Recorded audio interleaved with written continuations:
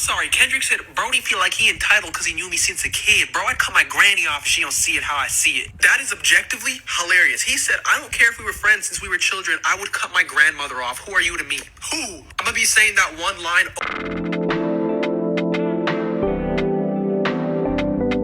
over and over for the next couple of weeks. Oh my god. Because, I'm sorry, what? You're not uncuttable, if there's such a word in English. Niggas think Kendrick Lamar is psychotic. That nigga's never beating those allegations, fam.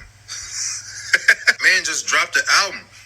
One of the cool things about Kendrick, especially with, obviously there was a beef between, Kendrick and Drake and shit like that, right? One of the cool things is this man does not even promote his own music. That's why it was funny when people were saying, like, oh, Kendrick is milking this, Kendrick is milking. That man does not promote his own music. Look at his tweets, fam. It's a link. That's it. That's all he do. Just drop a link. Cool. That's it. I'm not going to say another fucking word for the next 3 months. And for at least the next month, it's going to be dissecting of his bars. From the top to the bottom. Man drop Euphoria. Hard. Man drop Not Like Us. Hard. Man drop GNX. Hard. That's a 10 out of 10 album. I'm not going to lie. Now, I'm going to listen a couple more times. I think I've only listened 2 or 3 times at this point. That sounds like a 10 out of 10 album. I'm not... look, hey, when's the Grammys? Because he might be trying to get a little submission in there. And, of course, you got to get ready for Kendrick's tour, which I'm pretty sure is going to be right after the Super Bowl. Because Usher did the same thing. Usher didn't drop an album, I don't think so. But Usher did the same thing where he had the Super Bowl and then, boom, went straight into the tour and the residencies and all that other shit. All I know is Kendrick is never going to live down the boogeyman allegations. Look, we see what he do. That man came out the gate on the album swinging. He's pretty much said he was disappointed in Snoop. Nigga has some words for Wayne. Now, don't try and say this man is on Hove level, because I know that's how people like to do it. That recency bias is going to be a bitch. We got to understand the significance that Hove has in terms of the hip-hop culture and shit. But that man Kendrick is coming with it. He not playing no games. And he don't even promote his own shit. Lil Wayne getting on Twitter and being like, I don't even know what I did. After complaining about not getting the Super Bowl and never giving Kendrick Lamar a congratulations for getting the Super Bowl. This is exactly why people say don't meet your idols. And why do I feel like when it comes to Young Money, this is such a true statement? Because it's a known thing that Kendrick Lamar loves Lil Wayne. Like, one of his favorite rappers of all time. Like, he idolizes him. So imagine how Kendrick Lamar feels being in this odd situation now where you're really at like a high peak in your career, and the person that you looked up to, that you idolized, and that really inspired you is now kind of like not even giving you congratulations on where you're at, and like complaining that they didn't get the position that you're in. That is honestly so awkward. Like, you can't even be mad at Kendrick Lamar for speaking on that. Like, he had to vent about that. He had to get that off. And honestly, at this point in Lil Wayne's career, like, he is a GOAT, and we're not going to take that away from him. But, like, he is not in his prime. And we all know that. I don't think that he would be able to uphold a rap battle with Kendrick Lamar right now. Like, honestly. I just want to say something on this part before I forget and then move on to the next part.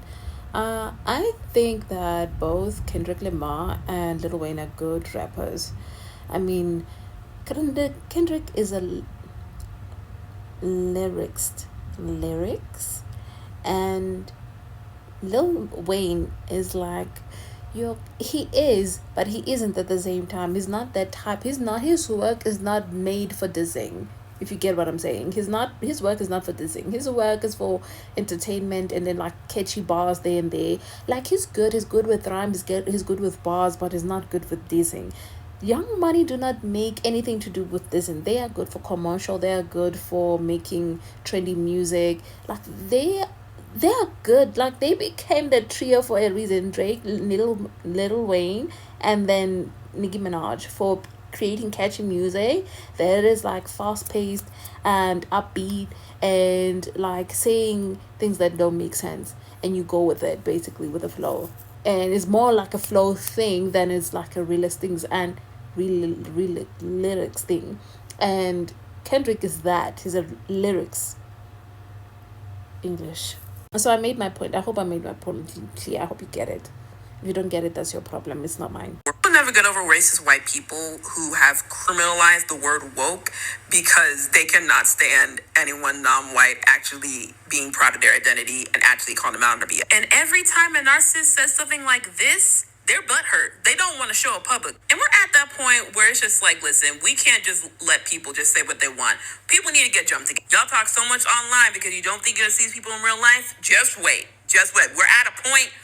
I mean, are we surprised that Nicki Minaj's cracked out twin sister is on the internet pretending that he doesn't know why Kendrick said what he said? And it wasn't even that deep. He says, "I'm disappointed, but it's fine." That's what the line was, basically. Oh. Who cares what he's saying? That man's probably off something right now. I mean, respectfully. What does he mean? Like, what did I do? What do you mean? Like, Wayne, what do you mean? What did I do? We all saw what you did. It was online and in interviews. Respectfully. Kendrick Lamar tells us that there's not going to be any double entendres on his new album. So yeah, let's believe him on that. Let's think about the title, right? GNX. I had to look it up. It's a car. It's a Buick car. The GNX, Grand National.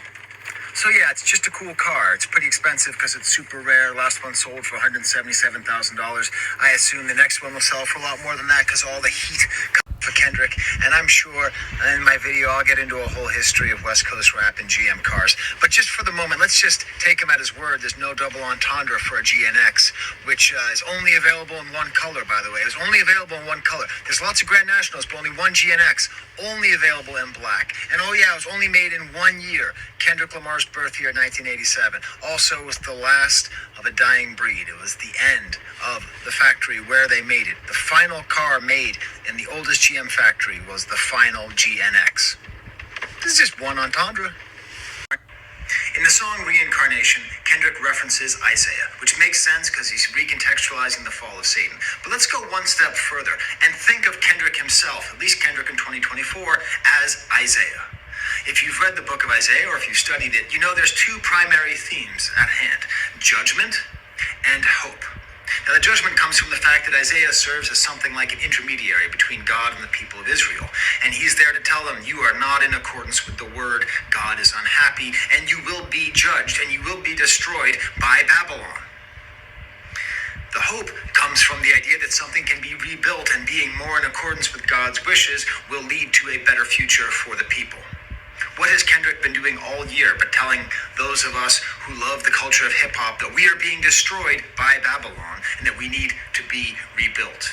What is this album? What is this year but him judging us and also providing us hope for the future? He is Isaiah. So Kendrick Lamar just released a new album out of the blue, and I thought this might be a good time for me to share his nickname in China to you guys. A lot of the fans refer to him as Llama in China. Well, one, from the sonic of it, Kendrick Lamar, Lama, it sounds basically the same. Two, Lama is a term in Buddhism. It's like saying guru. It basically means the highest principle, a spiritual master, which I think is a happy coincidence because the meaning of the word Lama and what it represents kind of fits Kendrick Lamar's style of music and the way he treats lyrics. I just thought it might be interesting to share it to you guys. And if you haven't listened to the album yet, I suggest you do so because that's an insane project. And for those that say it isn't, then you have terrible ears because what? I have like that whole album, almost all of it, it's an amazing work. And I find myself listening to a whole album, which is rare for me to do. Not even Beyonce can make me listen to a whole album. And never. Not even on a release, like she cannot pull such a move from her. She can, maybe she can with Lemonade, she could have, but even with Lemonade she couldn't have. She cannot produce that. But this is not about Beyonce, this is about Kendrick. It's an amazing project. If you haven't listened yet, I suggest you do because amazing work. Like, I want to hear from you guys before I add the others at the end. Tell me what you think. Like, I really want to know what you think about. If you haven't heard the album yet, then I suggest you do. And then get back to the comment section and let me know what you're thinking.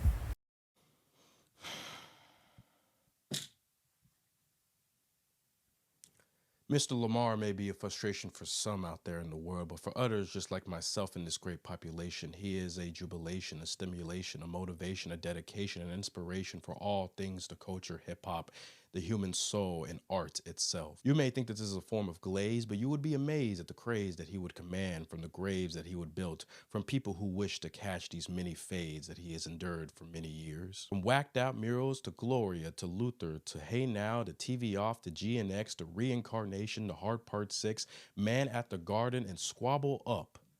This album, this work of art, was brought to us at the tap of the door and has not only made our days brighter, but it has also lifted our spirits higher in these dark days. He doesn't just rhyme for just a dime. He rhymes this because he is inclined to bring the sublime nature that is hip-hop. Let it be known that 24/7, 7 days a week, 12 months a year, till the day he dies. For anyone who hates on this man for who he is, let it be known that if you wish to fuck around with Mr. Lamar, you must be ready, always ready, to find out. I just finished Reincarnated. There's a lot that just happened. Rapping like Tupac to begin the song was fascinating. And I thought maybe that would be the thematic, but then when he said, in Detroit in 1947, I was like, wait, woo!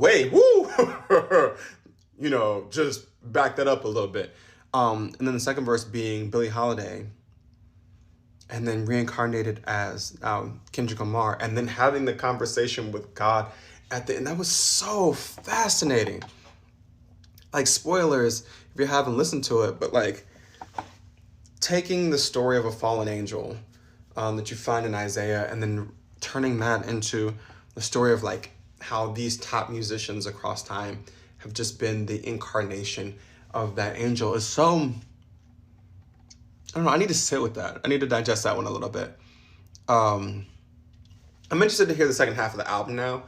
It seems like that might be the pivot point, and there's also 12 songs on this. Like this, I'm sure Cole Kushner is sitting back writing notes right now like there are 12 songs, there are 12 tribes of Israel.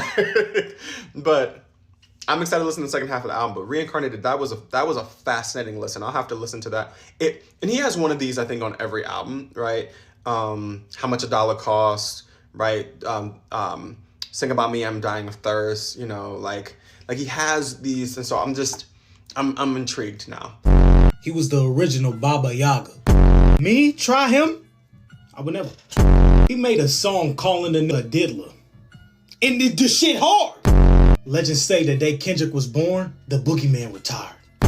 He wrote individual letters to an entire family just to let us know how much he hated them. What business do I have fucking with him? Ain't he like 5'5"? And he moving like Prime Yoda. Do I think he's sane? Let me read you something. I hate the way that you walk, the way that you talk. I hate the way that you dress. That's not even ain't shit rhyme. I think niggas like you should die. That's pretty straightforward. Fuck a rap battle. You should die. So he's nigga. You good? I'm so fucking scared. What's wrong with him? I can't read. You want to know why J. Cole backed out?